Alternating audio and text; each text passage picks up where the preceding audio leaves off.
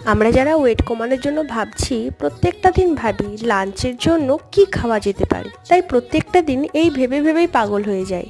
তাই আর দেরি না করে এই আইটেমটা আমরা একবার বানিয়ে দেখতে নিতেই পারি। তবে হ্যাঁ, এটার সাথে কোনো রকম তরকারি না হলেও চলবে, তাতে তোমার পেটটাও ভরবে আর তার সাথে হেলদি ফুডটাও নেওয়া হয়ে যাবে। তাই আমি এখানে প্রথমেই নিয়ে নিয়েছি পনির, তার সাথে ক্যাপসিকাম, সুইট কর্ন, গাজর, টমেটো, আর তার সাথে তুমি যে কোনো চাল খেতে ভালোবাসো, সেটা গোবিন্দভোগ হোক আর এমনি নর্মাল চাল, সব কিছু একসাথে হালকা করে নেড়ে চেড়ে জলের মধ্যে ভাপিয়ে নাও। তাহলেই রেডি হয়ে যাবে তোমার প্রত্যেকটা দিনের লাঞ্চ বক্সের নিউ আইটেম।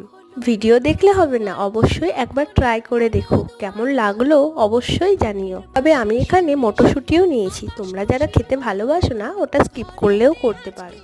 আজকের মতো এইটুকুই, পরে দেখা হচ্ছে নেক্সট কোনো ভিডিওতে। টাটা।